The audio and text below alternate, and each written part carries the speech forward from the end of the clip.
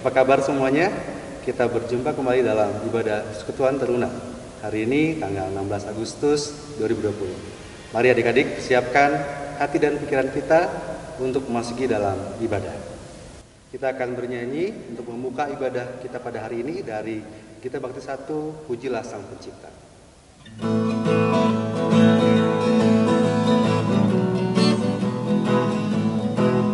Pujilah Sang Pencipta Maha Mulia, pujilah Dia hai segala malaknya. Keagungannya mengatasi semesta, segala yang tercipta puji namanya. Samudara ya, gunung lembah, hewan tumbuhan, hai bernyanyilah. Pujilah Sang Pencipta Maha Mulia, pujilah Dia hai segala malaknya. Keagungannya mengatasi semesta, segala yang tercipta puji namanya. Mari adik kita akan berdoa untuk membuka ibadah kita pada hari ini. Mari kita berdoa. Bapa di surga, mengucap syukur Tuhan untuk hari ini dalam perjumpaan kami dalam ibadah Persekutuan Teruna. Mengucap syukur Tuhan, kami semua punya kesempatan kembali untuk beribadah walaupun secara online. Kiranya Tuhan mau memberkati adik-adik kami yang melakukan ibadah dari rumah maupun kami di sini Tuhan. Tuhan berkati ibadah ini dari awal hingga akhirnya. Terima kasih Bapa di surga. Di dalam nama Tuhan Yesus kami berdoa dan mengucap syukur. Haleluya. Amin.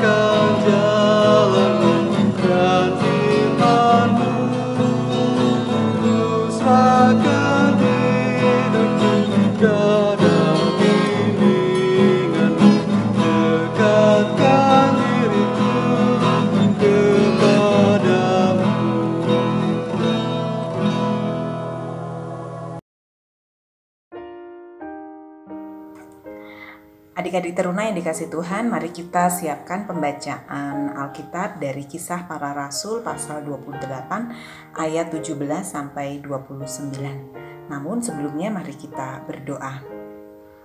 Bapa yang di surga, sungguh kami mengucap syukur Engkau berikan kami kesempatan kembali untuk merenungkan firman Tuhan.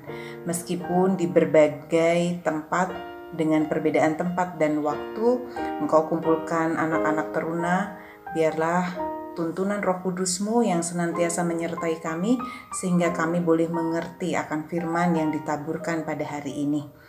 Berfirmanlah kepada kami siap mendengar. Dalam nama Tuhan kami Yesus Kristus kami berdoa. Amin. Adik-adik teruna, mari kita membaca Kisah Para Rasul pasal 28 ayat 17 sampai 29 yang mengatakan, 3 hari kemudian Paulus memanggil orang-orang terkemuka bangsa Yahudi dan setelah mereka berkumpul, Paulus berkata, "Saudara-saudara, meskipun aku tidak berbuat kesalahan terhadap bangsa kita atau terhadap adat istiadat nenek moyang kita, namun aku ditangkap di Yerusalem dan diserahkan kepada orang-orang Roma. Setelah aku diperiksa, mereka bermaksud melepaskan aku. Karena tidak terdapat suatu kesalahan pun padaku yang setimpal dengan hukuman mati, akan tetapi orang-orang Yahudi menentangnya dan mereka itu terpaksalah aku naik banding kepada Kaisar, tetapi bukan dengan maksud untuk mengadukan bangsaku. Itulah sebabnya aku meminta supaya aku melihat kamu dan berbicara dengan kamu, sebab justru karena pengharapan Israel lah aku diikat dengan belenggu ini. Akan tetapi mereka berkata kepadanya, "Kami tidak menerima surat-surat dari Yudea tentang engkau, dan juga tidak seorang pun dari saudara-saudara kita datang memberitakan apa-apa yang jahat mengenai engkau. Tetapi kami ingin mendengar dari engkau bagaimana pikiranmu, sebab tentang mazhab ini kami tahu bahwa di mana-mana pun ia mendapat perlawanan." Lalu mereka menentukan suatu hari untuk Paulus. Pada hari yang ditentukan itu, datanglah mereka dalam jumlah besar ke tempat tumpangannya. Ia menerangkan dan memberi kesaksian kepada mereka tentang kerajaan Allah. Dan berdasarkan hukum Musa dan kitab para nabi, ia berusaha meyakinkan mereka tentang Yesus. Hal itu berlangsung dari pagi sampai sore. Ada yang dapat diyakinkan oleh perkataannya, ada yang tetap tidak percaya. Maka bubarlah pertemuan itu dengan tidak ada kesesuaian di antara mereka. Tetapi Paulus masih mengatakan perkataan yang satu ini. "Tepatlah firman yang disampaikan Roh Kudus kepada nenek moyang kita dengan perantaraan Nabi Yesaya. Pergilah kepada bangsa ini dan katakanlah, kamu akan mendengar dan mendengar, namun tidak mengerti. Kamu akan melihat dan melihat, namun tidak menanggap. Sebab hati bangsa ini telah menebal, dan telinganya berat mendengar, dan matanya melekat tertutup, supaya jangan mereka melihat dengan matanya, dan mendengar dengan telinganya, dan mengerti dengan hatinya, lalu berbalik sehingga aku menyembuhkan mereka. Sebab itu kamu harus tahu bahwa keselamatan yang daripada Allah ini disampaikan kepada bangsa-bangsa lain, dan mereka akan mendengarnya." Dan setelah Paulus berkata demikian, pergilah orang-orang Yahudi itu dengan banyak perbedaan paham antara mereka. Demikianlah pembacaan Alkitab. Terpujilah Tuhan kita Yesus Kristus. Haleluya. Shalom adik-adik yang dikasihi Tuhan. Pernah gak sih adik-adik itu ngerasa bete atau kesel ketika dituduh melakukan sesuatu yang tidak kita lakukan atau difitnah? Misalkan aja dituduh ngambil barang orang, ngambil uang orang, ngambil pacar orang, atau bisa aja dituduh memprovokasi, menyebarkan gosip atau hoaks yang menimbulkan masalah. Baik itu di lingkungan yang kecil, keluarga, sekolah, atau masyarakat yang lebih luas. Apalagi di zaman sekarang, orang mudah sekali dipengaruhi oleh berita hoaks dan mudah diadu domba, bahkan mudah menanggapi, menuangkan emosi secara ekspresif dengan jari kita lewat media sosial.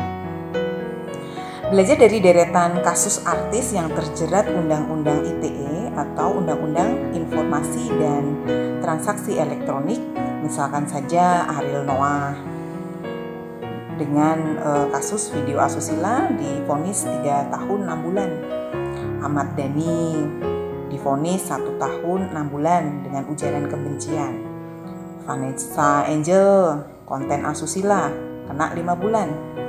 Galih Ginanjar dengan kasus ikan asin kena vonis 2 tahun 4 bulan.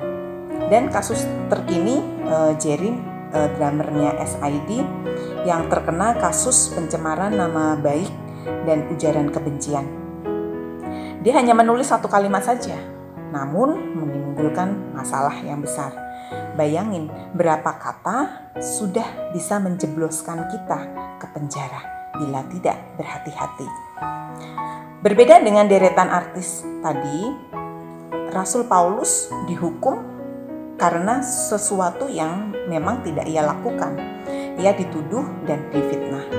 Apa sih tuduhannya? Adik-adik bisa baca di Kisah Para Rasul 21 ayat 27 dan seterusnya. Nah, kenapa ia dituduh? Ternyata dilatar belakangi karena kebencian dan rasa iri orang-orang Yahudi di Asia, di mana daerah tersebut adalah daerah pelayanan Paulus. Paulus memberitakan Injil di sana dan mereka tidak senang karena banyak orang yang menjadi Kristen oleh karena pemberitaan Injil Paulus. Orang-orang Yerusalem berhasil dihasut supaya Paulus didakwa dan dihukum. Saat itu Paulus membela diri karena ia tidak berbuat salah. terhadap bangsanya dan adat istiadat mereka. Melalui pemeriksaan yang panjang, ternyata Paulus tidak terbukti memiliki kesalahan yang setimpal dengan hukuman mati. Apalagi ternyata Paulus itu warga negara Romawi yang kewarganegaraannya dibeli dengan harga yang mahal. Dan hak dari warga negara Roma adalah harus dilindungi. Orang-orang Yerusalem tidak senang dengan keputusan itu dan mereka mencari cara untuk membunuh Paulus. Namun niat mereka itu diketahui dan digagalkan. Supaya Paulus aman, maka Paulus dipindahkan ke daerah Kaisarea. Nah, karena tuntutan masyarakat yang sudah terlanjur terkena hasutan dan tekanan politik, di mana penguasa saat itu Festus ingin mencari hati dari masyarakat Yerusalem, maka Paulus tetap dipenjara dan tidak dibebaskan. Untuk itu Paulus minta naik banding ke Kaisar di Roma, dan Paulus dibawa ke Roma menjadi tahanan rumahan. Nah, sampai di Roma, 3 hari kemudian Paulus mengundang orang-orang Yahudi yang terkemuka di sana, yang ada di Roma, untuk mengklarifikasi kasusnya. Karena ia pikir orang Yahudi Yerusalem memberi kabar ke orang Yahudi di Roma. Namun ternyata mereka tidak menerima surat atau pemberitahuan dari orang Yahudi Yerusalem. Tapi orang-orang ini tetap ingin mendengarkan kekristenan yang Paulus ajarkan, yang menjadi ajaran yang dibenci sampai menjadi pertentangan atau kontroversial. Akhirnya mereka menentukan hari untuk pertemuan tersebut, dan pertemuan itu dihadiri oleh banyak orang, dan itu menjadi kesempatan Paulus untuk bersaksi dan mengajarkan tentang Injil Kristus. Paulus memberitakan Injil berdasarkan hukum Taurat dan kitab para nabi yang mereka percayai untuk meyakinkan mereka tentang Yesus, mulai dari pagi sampai sore hari. Setelah menyampaikan kebenaran itu, ternyata ada yang yakin, ada yang tetap tidak percaya. Nah, untuk terakhir kalinya Paulus meyakinkan mereka dengan mengutip nubuat Nabi Yesaya dari Yesaya 6 ayat 9 sampai 10. Itu dapat kita baca di ayat 26 dan 27. Ternyata memang benar orang-orang Israel memang mengeraskan hati mereka sehingga keselamatan itu ditawarkan kepada bangsa-bangsa lain dan mereka menjadi percaya. Itu yang selama ini dikerjakan Paulus, memberitakan Injil kepada bangsa-bangsa lain. Akhirnya pertemuan itu berakhir dan mereka pergi dengan banyak perbedaan paham di antara mereka. Ada yang percaya, ada juga yang tidak. Dari bacaan dan cerita ini, apa sih yang dapat kita pelajari sebagai teruna-teruna Kristus? Yang pertama adalah sebagai anak Tuhan kita harus mempertahankan nama baik kita sebagai anak-anak Tuhan. Kita tuh punya label cap anak Tuhan. Sebagai anak kita punya tanggung jawab menjaga nama baik Bapak kita. Ironinya, grup band favorit kita dijelek-jelekan, kita marah. Tapi kalau nama Tuhan dijelekan, kita diem aja. Lebih parahnya, Tuhan itu dipermalukan karena sikap kita yang buruk. Apakah dengan kelakuan kita yang buruk, Tuhan jadi buruk? Tidak. Tuhan tetap baik. Tapi dengan kelakuan kita yang buruk, bisa saja orang tidak mau mengenal Tuhan kita yang baik. Katanya dia orang Kristen, rajin gereja, rajin berdoa, tapi suka gosip, ngomongnya hoax melulu, suka adu domba, suka pamer, nggak sopan, pikirannya jorok, kata-katanya kasar. Tanpa kita sadari, sikap kita yang tidak baik bikin mereka tidak menghormati Tuhan. Jadi orang Kristen saja kita nggak disukai, adik-adik. Apalagi bila sikap kita yang buruk. Tapi dengan sikap dan kemampuan yang baik, bisa saja kita diterima dan dibutuhkan. Dengan begitu, mereka juga akan menghormati Tuhan kita. Nah, bagaimana bila yang terjadi seperti Paulus, dituduh atau difitnah? Tentunya kita harus membela diri. Namun tujuannya untuk menjaga nama baik Tuhan, bukan untuk kepentingan kita. Mungkin ada pertanyaan. Misalkan di Matius 5 ayat 11, Lukas 6 ayat 22, 1 Petrus 2 ayat 12. Di sana dikatakan seolah-olah kita harus diam bila difitnah atau mendapatkan tuduhan. Sebenarnya ayat-ayat itu menunjukkan kita tidak boleh membalas kejahatan dengan kejahatan.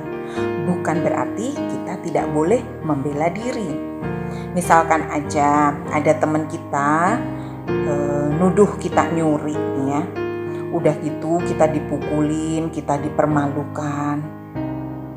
Bagaimana sikap kita? Kita harus membela diri dengan memberikan bukti, mengklarifikasi, menyatakan kebenaran. Itu tugas kita, supaya nama Tuhan tidak dipermalukan dengan perbuatan kita. Tapi kita tidak boleh membalas pukulan teman kita atau merancang pengen balas dia, supaya kapan ya nanti dia juga saya tuduh nyuri. Biar dia tahu rasa, gimana rasanya, apa yang sudah saya alami. Ingat adik-adik, dalam diri kita sudah punya catatan, yaitu menjadi anak-anak Tuhan. Berpikir panjang untuk berbuat sesuatu karena ada Tuhan yang melekat dalam diri kita. Hal yang kedua, menggunakan kesempatan untuk bersaksi dan memberitakan firman Tuhan. Paulus selalu menggunakan berbagai kesempatan untuk bersaksi dan memberitakan Injil. Saat yang tidak baik, ya misalkan saat dia dituduh, ia terus membela diri. Bahkan di dalam pembelaan dirinya, ia tetap memberitakan Injil. Atau di berbagai kesempatan, ketika untuk berbicara tentang kekristenan seperti bacaan kita, ketika Paulus diminta berbicara tentang Kristus. Ada banyak kesempatan yang Tuhan sediakan bagi kita. Namun kadang kita tidak mau memakainya untuk memperkenalkan Kristus, malah ikut terbawa arus.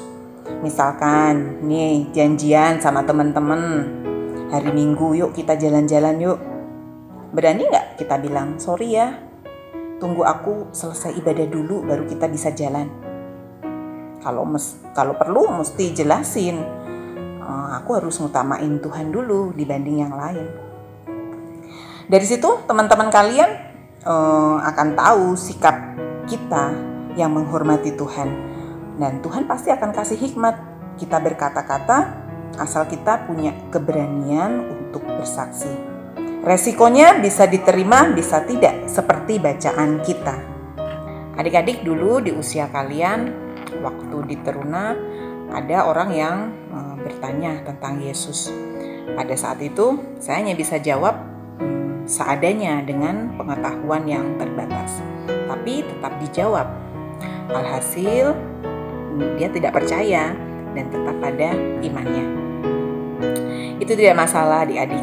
Bukan hasil yang dilihat Tuhan, tapi proses kita menjadi berani untuk menyatakan siapa kita bagi dunia yang berbeda. Itu menjadi nilai plus.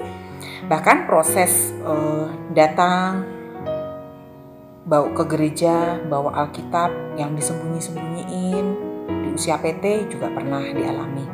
Malu memperlihatkan kekristenan kita. Kita itu adalah seorang penakut yang berusaha untuk berani. Itu yang kita perjuangkan.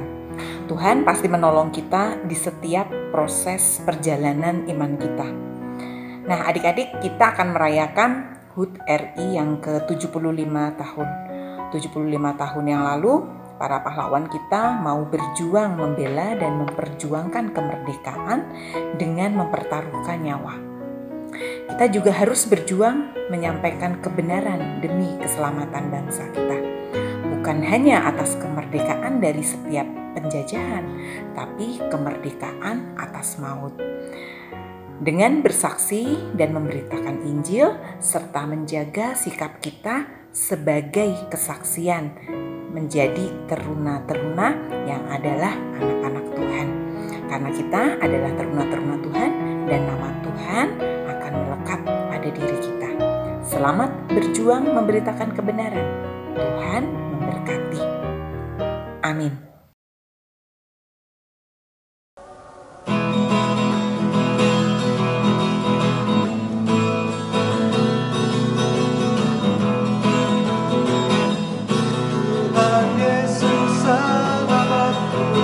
Tercinta dan berat melebihi segalanya bagiku.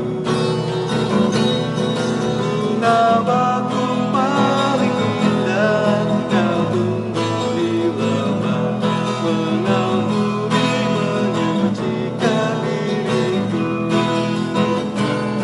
Penghibur dalam duka, penolong yang teduh, kepadanya ku serahkan wakilku. Bunga bakung paling indah yang tumbuh di lembah melebihi segalanya bagiku.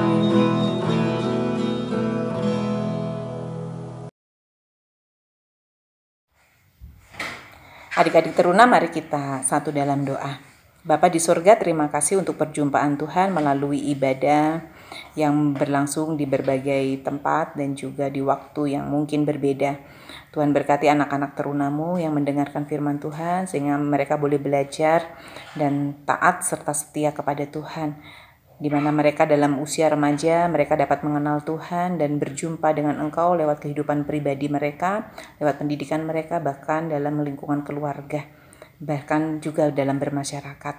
Diberkati anak-anak terunamu ini ya Tuhan, agar mereka dapat menata masa depan mereka lewat pendidikan yang mereka tempuh pada saat ini. Dan kami yakin bahwa masa depan Tuhan sudah persiapkan bagi anak-anak Tuhan. Kami berdoa juga untuk kehidupan persekutuan gereja Tuhan. Tuhan memberkati gereja-gerejamu yang ada di dunia ini, di Indonesia, bahkan untuk GPIB dan secara khusus untuk GPIB Immanuel Cimahi. Tuhan memberkati semua peran kami, tugas dan tanggung jawab yang Tuhan percayakan, mulai dari KMJ, PHMJ, presbiter, vikaris, unit misioner, pegawai, koster, dan juga satpam. Bahkan seluruh jemaat Tuhan yang ikut ambil bagian dalam pelayanan Tuhan. Tuhan memberkati seluruh apa yang kami persembahkan lewat tenaga, pikiran, bahkan persembahan-persembahan kami. Biarlah semuanya itu ya Tuhan dapat memuliakan nama Tuhan. Kami berdoa juga untuk bangsa dan negara kami, untuk wilayah kami berada, bahkan untuk kota kami.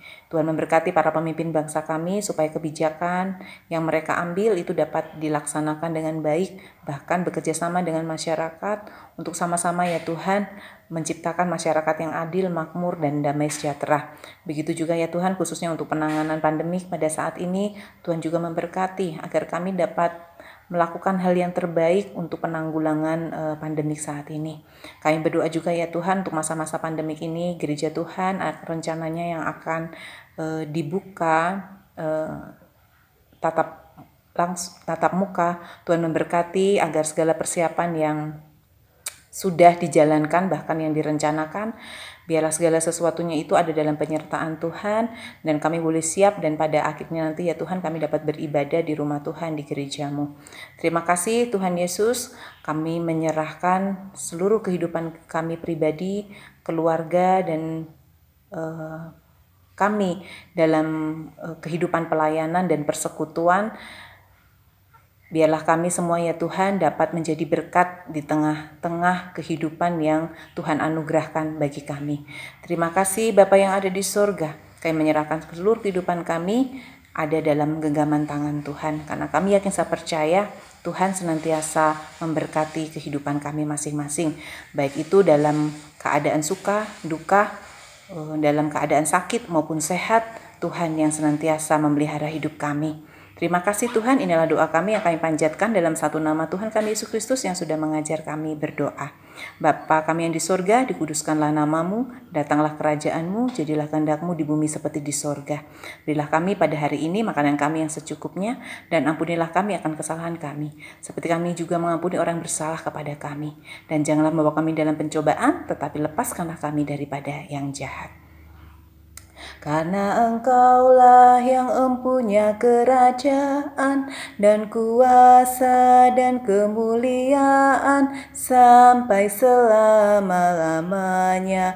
Amin.